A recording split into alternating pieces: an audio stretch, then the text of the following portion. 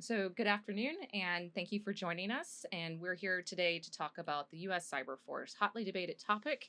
And we've got three experts to provide insights and suggestions for the new administration moving forward. And so, we'll start with Kim, Dan, and then Mark. Do a quick introduction, please.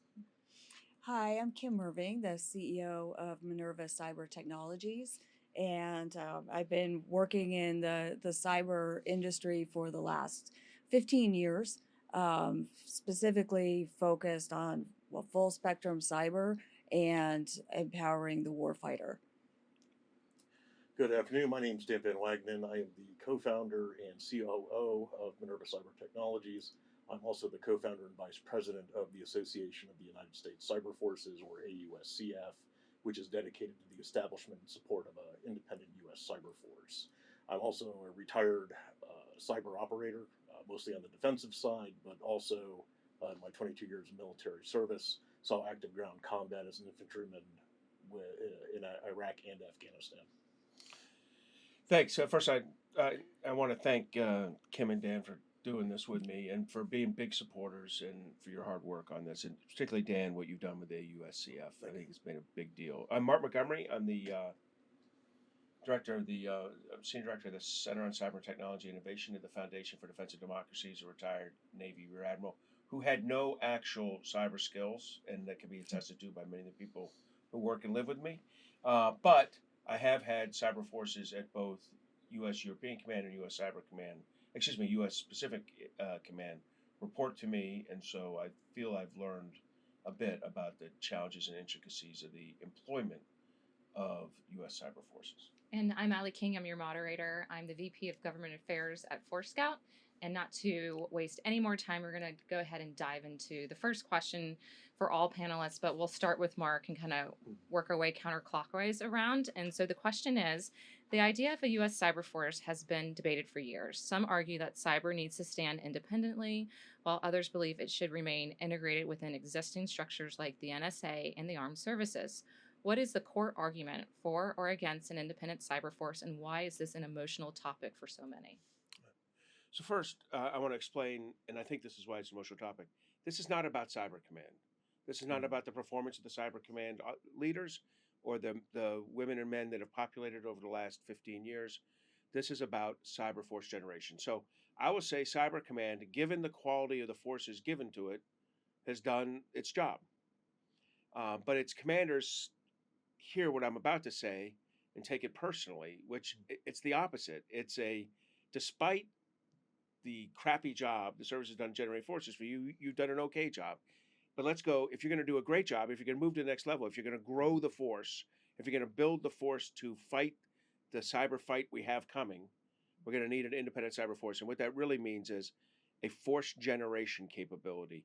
And it's both people and equipment. But I'll start about people first and say you got to be able to recruit, you got to be able to train, maintain, and retain the force you need to man what are considered now the traditional cyber mission force assignments, and over time, probably a few more expanded responsibilities. And the biggest issue to me is recruit. Right now, a U.S. Army recruit, we have in the building we're in at 1800 M Street, there are a whole bunch of, there's an Army, Navy, Air Force, and Marine, not Space Force yet, recruiting station in the basement. When I talk to the E7s, E6, E7s, E8s that populate that, they talk about the challenges they have recruiting. Their job is to go hang out. Their job is to go find American youth that can join the military. With the current conditions of the physical condition of the American youth and the use of recreational drugs and the commission of felonies and the desire to go to college, they are targeting a very small percentage of the high school graduating class that's really eligible to join the military. And the ones that are coming out of the men's and women's locker rooms, as far as they're concerned. Mm-hmm. To get their numbers, they're going after. I get it. I do it. You know what happens to an E7 when he doesn't make quota or she doesn't make quota for the quarter? It's like a letter of reprimand. If they do, it's an Army Achievement Medal or Navy Achievement Medal. There's a yin yang to this, and they're going to get the yin, and that means they're going to recruit a certain type of people. Okay, what happens now? They get to the DEP or whatever you call it, where the recruits come to get assigned their tasking in the Army, their eventual MOS or Navy specialty. And at that point, they're like, if they're really smart kids in the Navy, they're going nuclear power. And then if they somehow avoid that or they're a notch below it, they're going Aegis. Then it gets opened up to other people. And so maybe cyber competes. But really, it's who would like to be cyber once we've filled all the other priorities we have. And that is not how you recruit the future cyber force you need. You need to be sitting outside the robotics lab. You need to be sitting outside the e-gaming lab.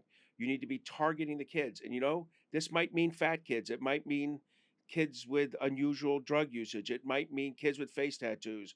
It might mean kids who might have done a little miscreant, behavior. Those are the ones we want. And to target those. Now, it might be that, and again, if I'm building my cyber force, I'm not building it 99% active duty, 1% civilian, like a battalion is in the Army, or a ship out at sea, or a squadron might be a little higher than that, 95-5 in a air squadron. I'm building it 50-50, which means that fat kid who can't get in a uniform, you can be the civilian part of this. However it is, we got to recruit these people in. And so let's start by recruiting the right kids so that when I start that training process, I get a kick-ass product out of the training process. I'm not sitting there holding the whole class back while we teach some kids Python, right? It's got to be a much more aggressive, targeted recruiting thing. We're only talking about 600, 700, 800 kids a year, but we're not getting that. As a result, there are units in the military, that where literally 100% of the work is done by 6% of the people. It's not that the other 94% of the people aren't great Americans.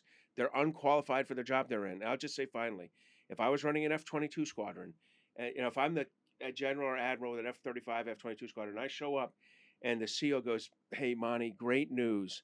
We're up to 4 pilots out of 40 flying missions. The other 36 don't fly, but they're good Americans." I would fire that CO. I'd fire his or her XO. I'd fire the wing commander. I'd be working my way up to change. I found out who the hell knew about this.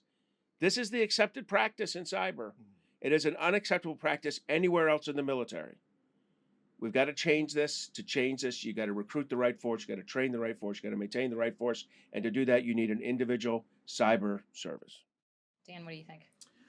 I agree with a lot of what Mark said, but I think the bottom line is if cyber is indeed its own domain of warfare, and being unique, it is the only man-made domain of warfare, then it certainly warrants its own service. We've talked about, the services generating their own people and being attached to the hip to NSA.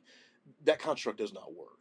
And I saw it firsthand with my experience as both an Army National Guardsman and being mobilized and attached to the active Army. The construct is broken.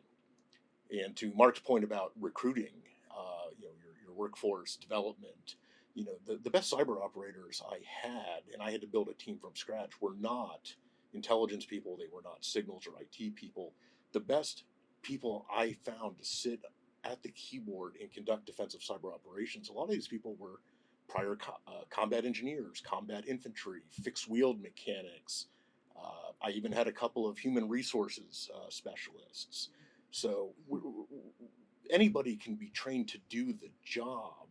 It's also how they learn it. I think, unfortunately, the way the services are training personnel, it's not getting them up to snuff. And one of the reasons I retired from the Guard in 2023 is I was getting kids straight out of JCAC, the Army National Guard and Army Services training component at what's now Fort Eisenhower. And they could barely navigate a Linux command line or write a piece of code, PowerShell, Bash. It was actually quite frightening. So we have a long way to go, and I truly believe the only way to correct this is by giving cyber the opportunity to come into its own, which is by establishing an independent U.S. cyber force. Kim? Well, I agree. An independent cyber force is what is needed now. People like to talk about, the if or the when the cyber war is coming. It's here now. It's not a matter of time. We're already fighting it. And right now we're fighting it with a bunch of different disparate groups of cyber folks that have different requirements, different training levels, different specific missions and commands. It's not working. And I think the reason why it becomes such an emotional issue is because it's everybody's different fiefdom, if you will, and we have to break down those silos. In order to win the war on the cyber domain, and to piggyback on the discussion of workforce development. One of the things that we need to do is to make the cyber path attractive. And right now, they're all different levels. They get different pay. They have different training, depending on what group you're in. And that's not an easy sell to the youth of today. And I think bringing it all under one umbrella would solve that problem and make it, a more attractive career path. Yeah. So let's kind of dig in a little bit as a precursor for the next round of questions around the threat landscape. We all know that China is our pacing adversary, but the work that they've done here at FDD has provided empirical evidence that these adversaries, China, Russia, Iran, and probably like North Korea to some extent, are collaborating together. And so we are in a position now where we not only have to try and figure out how to buy down the risk from the Chinese, which, they have a large volume advantage to us with respect to how they've been able to invest and ramp up their cyber capabilities and personnel. But again, they are collaborating with an axis of aggressors. And so, Dan, let's kind of circle back a little bit on your background, especially from an operational effectiveness perspective. What would an independent cyber force change if we had to fight in cyberspace today? I'll preface my comments by saying that the next kinetic war will begin and most likely end in cyberspace. So having a streamlined chain of command, having streamlined force generation, training pipelines, I think is going to go a long way to being that force multiplier that allows the U.S. and our allies to win that war. Currently, we don't have that capability, in my opinion. I fear that we are falling behind our near-peer counterparts, China, Russia, etc., and that gap grows by the day. So without us being able to, as Kim said, bring everything under one umbrella, we are already behind the eight ball. And with pressure cookers around the world like China and Taiwan, it's only a matter of time before blows come. And will the United States be prepared to wage war in the cyber domain? We also want to make sure that we have the readiness and ability to measure our effectiveness, which currently we really don't. To Mark's earlier comment, we do want those kids that aren't necessarily the jocks or, those types of kids in high school. We want the nerds from the robotics club in the lab, because they're going to have the skill sets and the aptitude necessary to help us win that war in cyberspace. And currently, we're not really doing that. We're continually trying to shove a round peg into a square hole.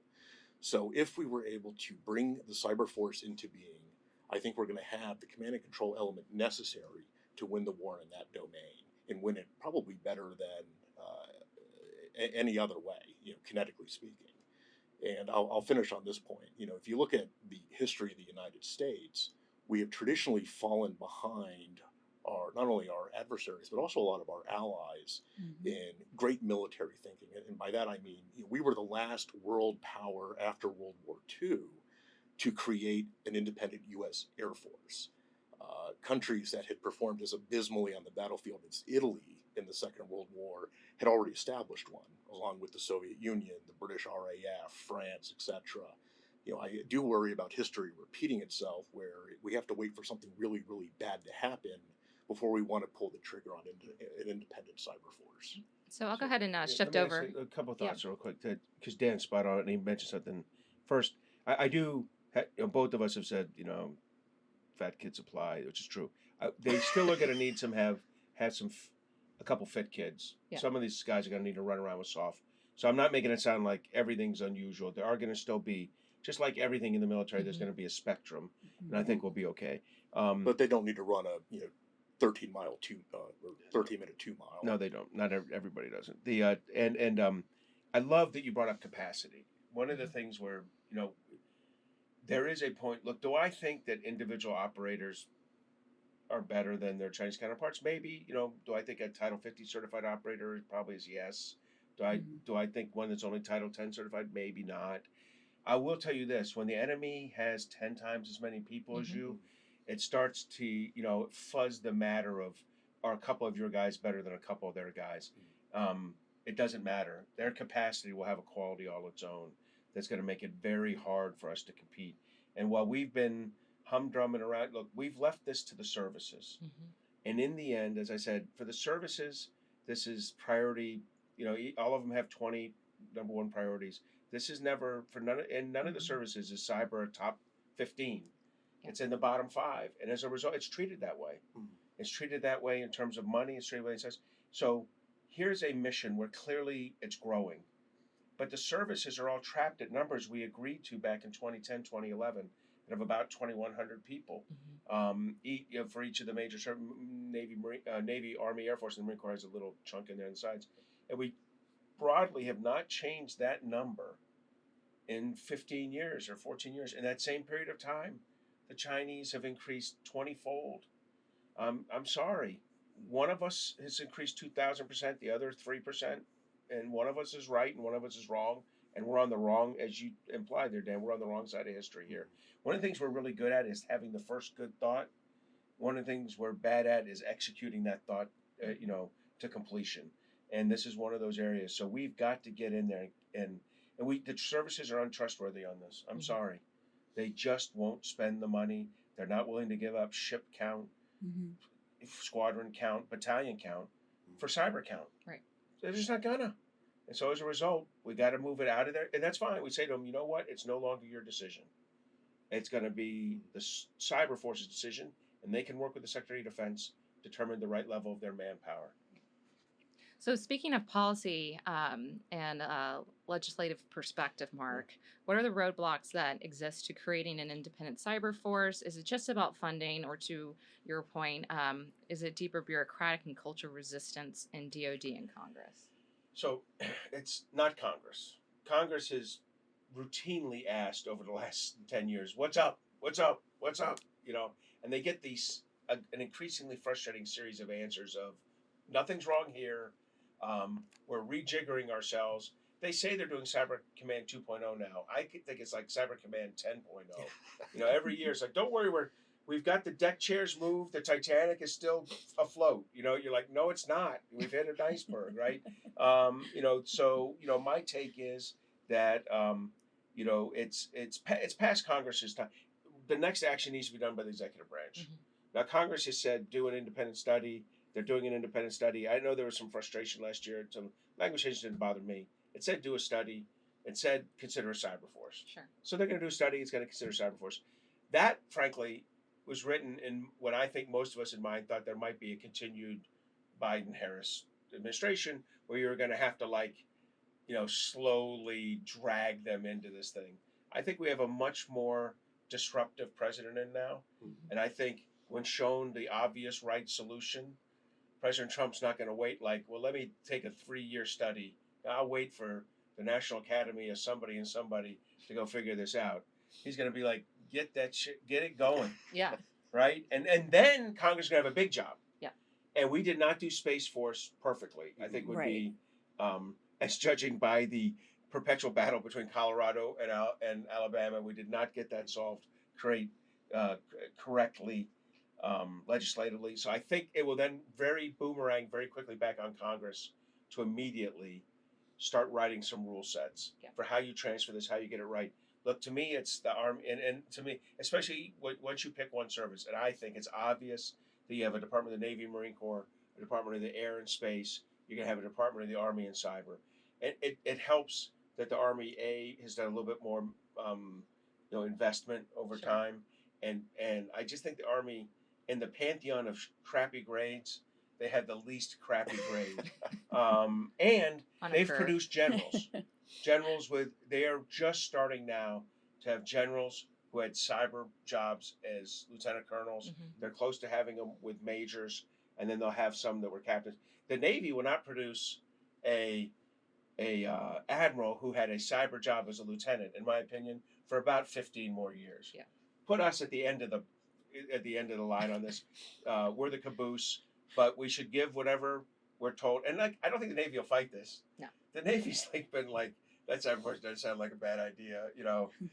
Take another drag on the joint and then just relax a little bit. I mean, they are absolutely not excited and aggressive on this, and anything close to the way that the Army and the Air Force are. And for what it's worth, I think anyone that is suspicious of an independent study, they kind of already show their hand from a parochial perspective. And ultimately, if we're outcomes based, they're going to have some kind of reckoning. So circle back around to Kim. The industrial base is a key player in cybersecurity, yet the government often operates in silos when it comes to cyber defenses. How would an independent cyber force improve collaboration with private sector partners like defense contractors and cybersecurity firms?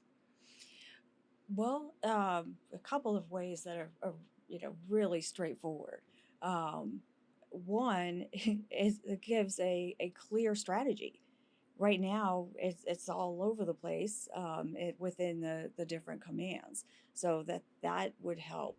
Having a single point of contact would make things so much easier for the industrial base.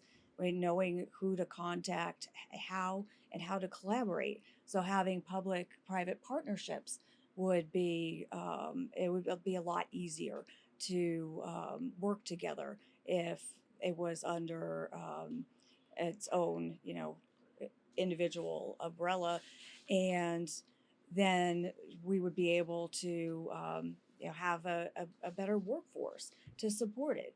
It would be easier to say, here is the progression, here's what we're working with, and here are the cool jobs that you can do. It's easier to sell, right? And streamlines acquisition. That was my last point. Is that the acquisition is, we all know that it's painful, and having it centralized and standardized would make everybody's lives easier and would help us all focus on the mission. Yeah. So there's concept around this extended battlefield where every administration has said defending the homeland is like job number one, but with the Chinese and our adversaries pre-positioning across critical infrastructure, we do need a rethink, and we have to kind of start first and foremost with this area of war fighting. And so if we were to kind of dig into this a little bit more, there's criticisms around the creation of this independent force because it would create gaps between cyber and traditional military operations. How do we ensure that the cyber force doesn't become isolated from kinetic operations, especially in future and joint warfighting? Hey, let me jump in. This pisses me off. All right. This is bullshit. That is a forced employment question. I hear this other, it's a forced employment question. Either cyber got their shit together or they don't. The COCOMs have their shit together or they don't. This is about force generation. Stop. This is why Cyber Command gets it. I get it. This is why General Hawk or General Nakasone or General Moore, the old deputy, they get frustrated. Stop being worried about force employment. Just do your shit. Do your job. Be a force employer. Let the force generation be done by a cyber force commander instead of by force service chiefs who don't prioritize it. So this is like traditional obfuscation. This is what I don't even though I think they believe it. That's what's scary about it. This is not about force employment. This is not about force employment. This is not about force. I mean, click my heels 3 times. Fuck, we're back in Kansas. All right, this is about force generation. If there's a gap in coordination, it's because Cyber Command is doing a bad job. It has nothing to do with this. If there's not a gap in coordination, it's because Cyber Command is doing a good job. So is this like guilty dog barks the loudest? Yeah, I mean, please just get that issue out of here. Okay. Okay, Dan.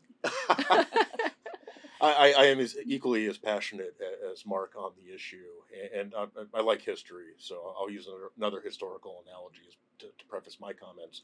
So 20 plus years ago, when I was a young Army infantry private, we talked a lot about, in Iraq and Afghanistan, civilians on the battlefield or COBs. And, that was a very real concern.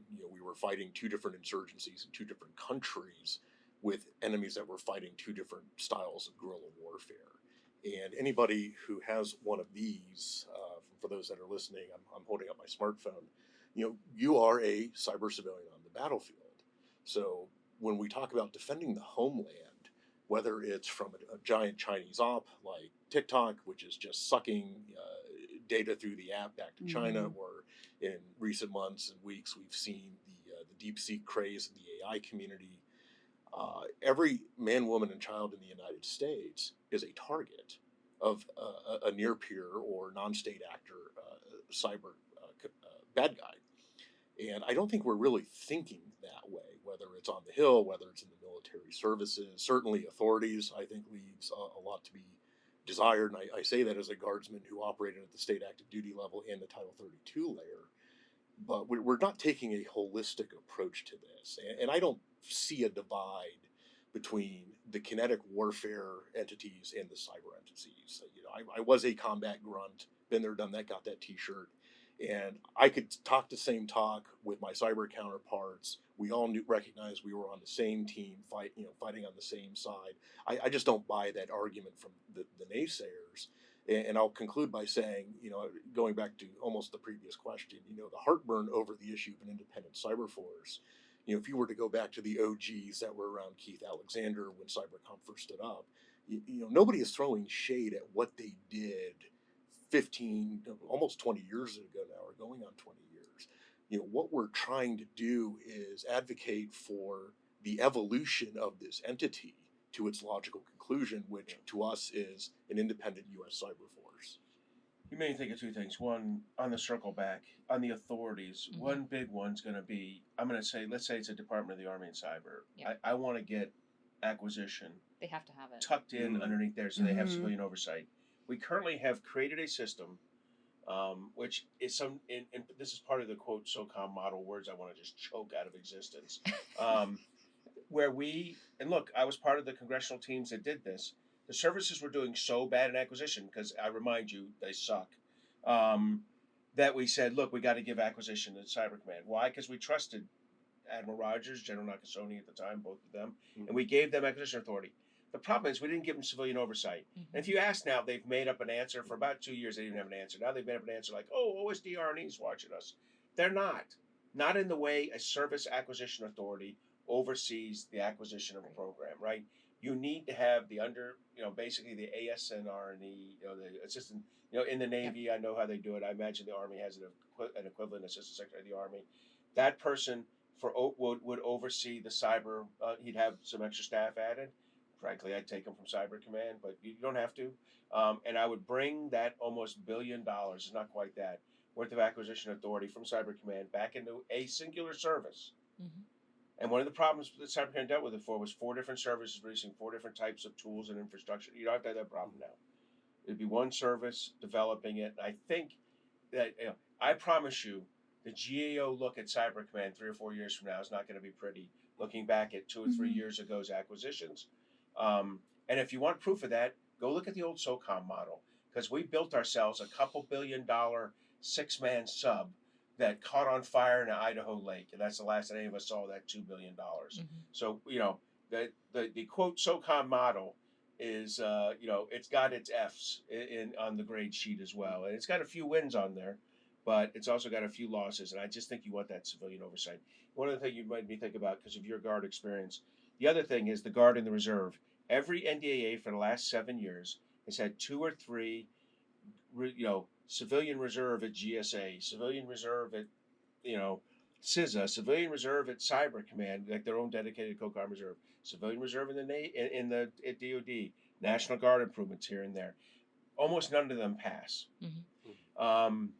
We actually need, if we had a cyber force, we could properly align a reserve and a Guard in a way that allow us to maximize the advantage of having tons of very interested, skilled, in a way.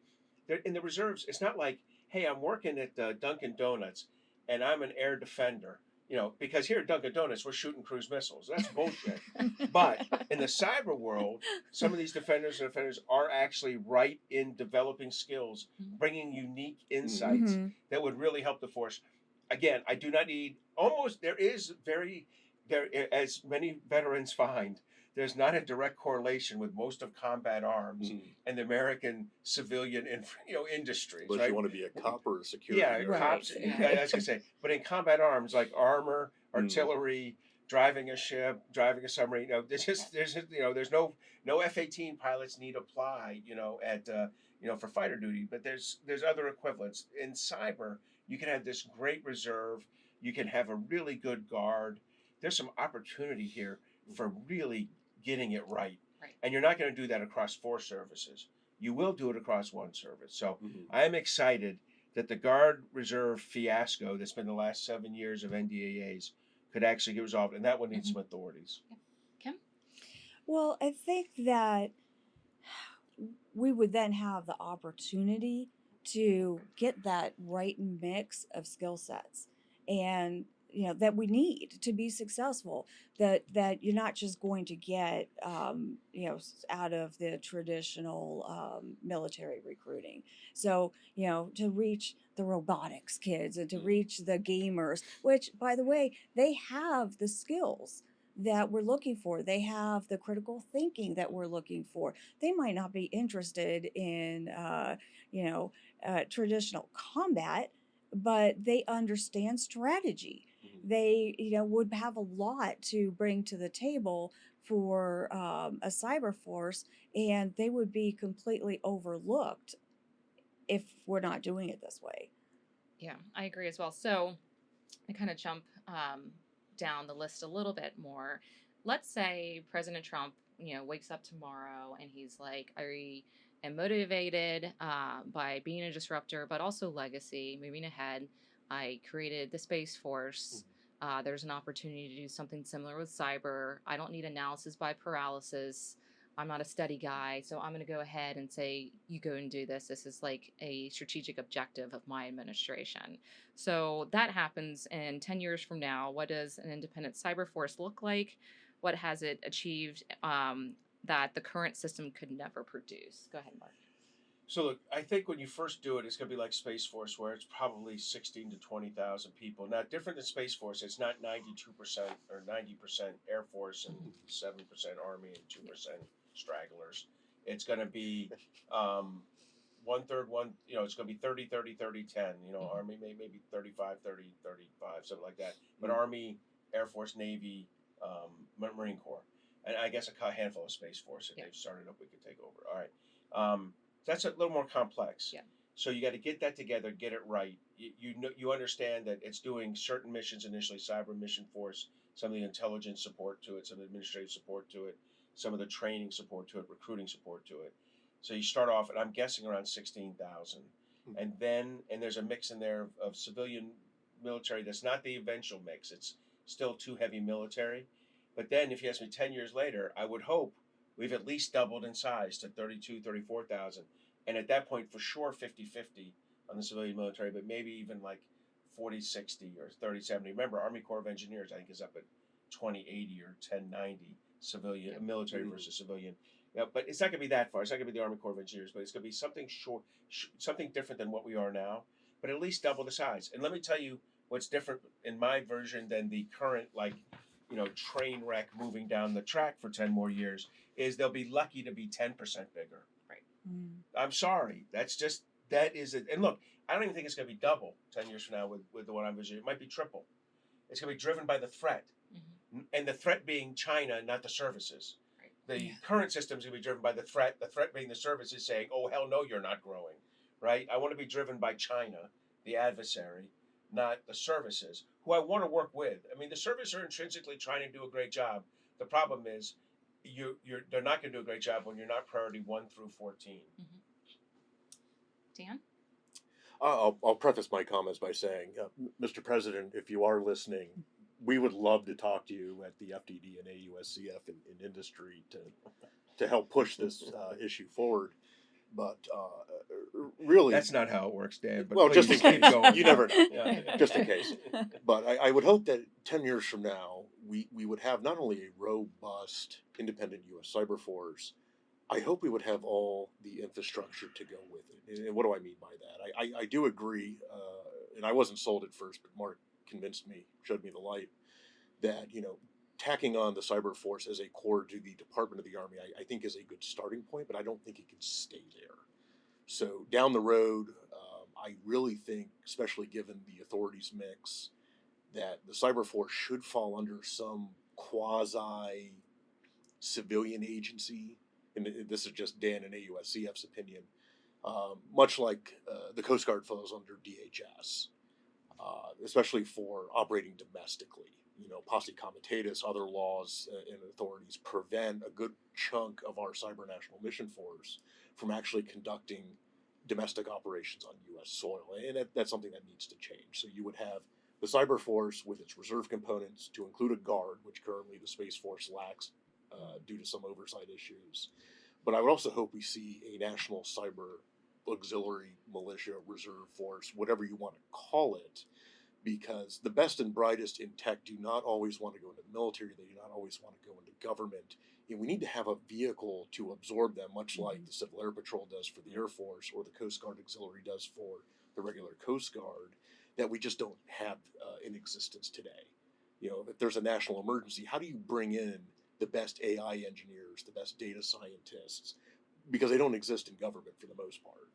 So I would hope that that is something that we see in 10 years. I would say at a minimum, I would hope that we see a lot of this much sooner. And I'll conclude my remarks by saying, you know, whatever this civilian agency, the CISA on steroids, whatever we want to call it, you know, it's going to have its own unique authorities.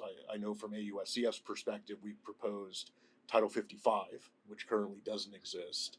You know, going back to my earlier comment, you know, a lot of our cyber authorities are based off existing authorities. You know, you're putting that round peg into a square hole. And I think we really need to stop and think about cyber-specific authorities that don't exist, that will actually allow us to do the mission, especially CONUS.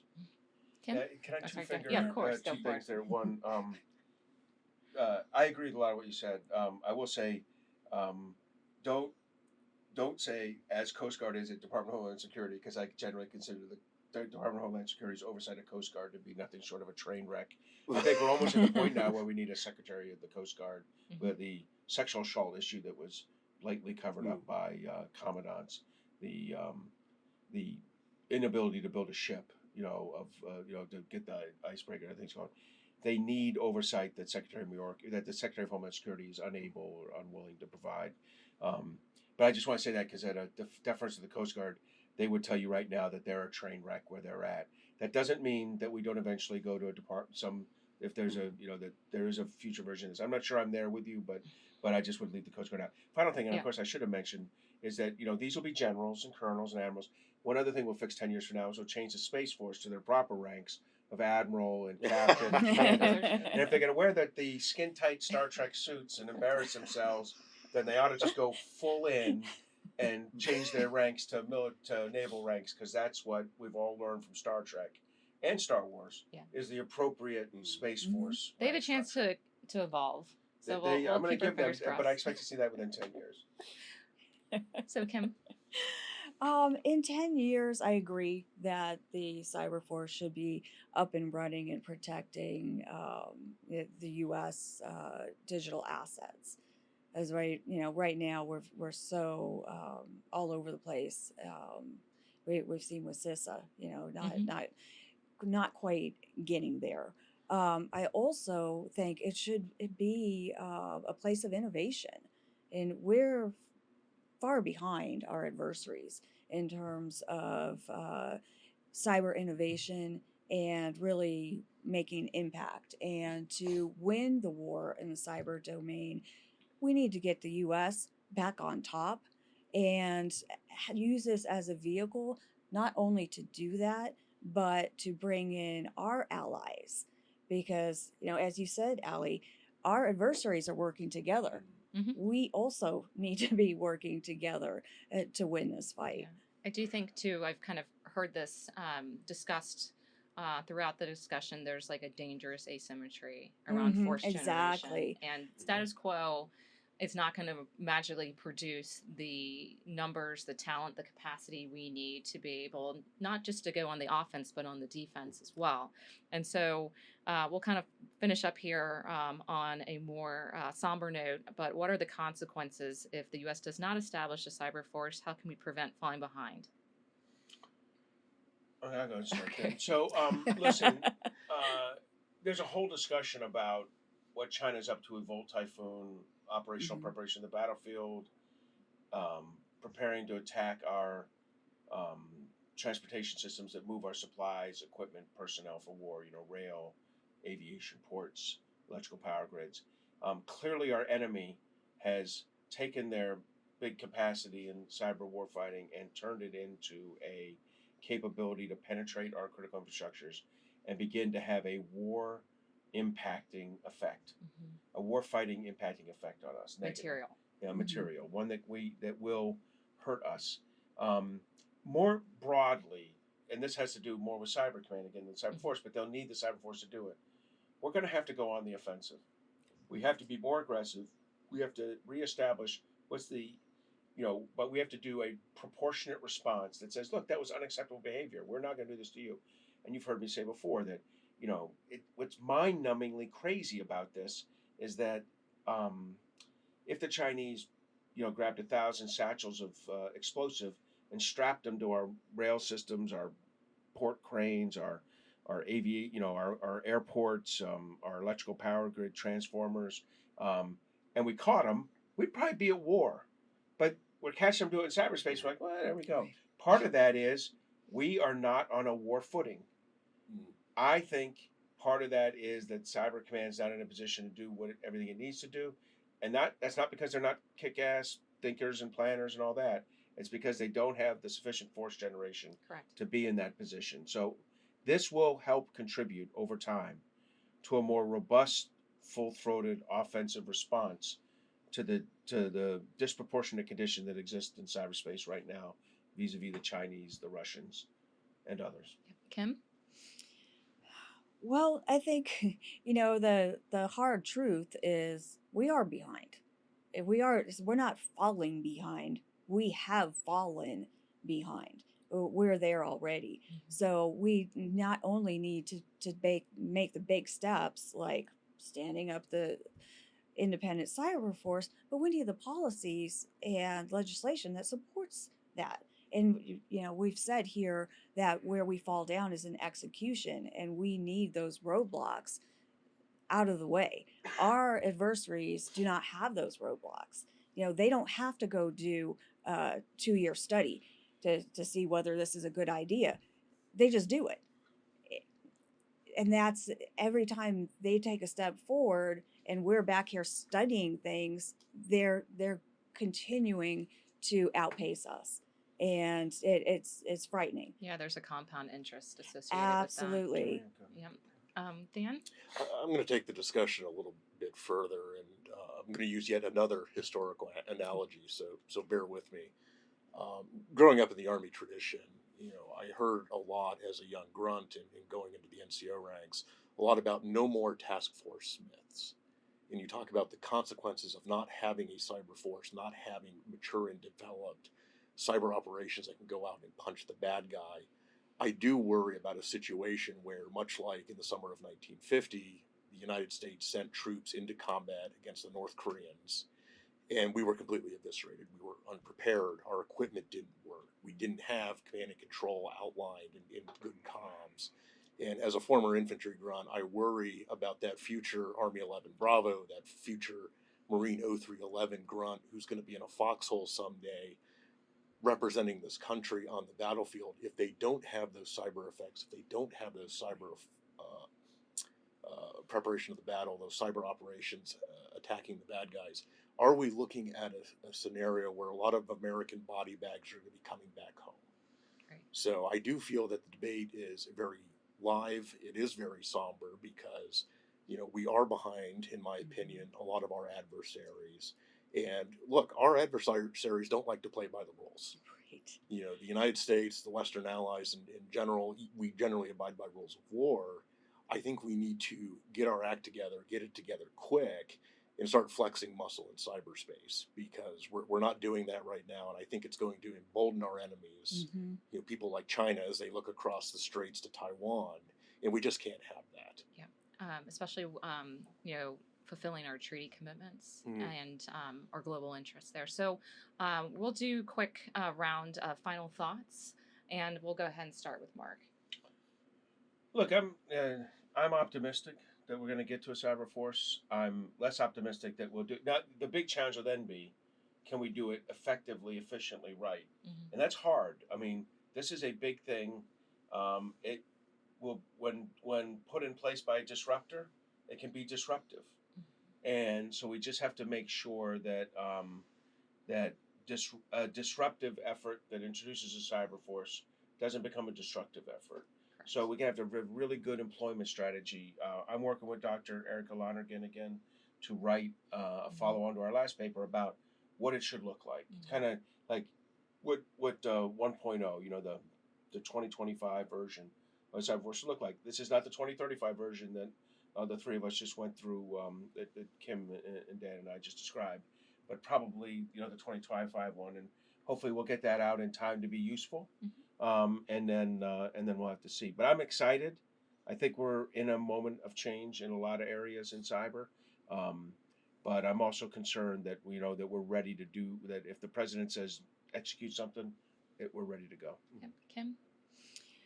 Well, my final thought is, the time is now.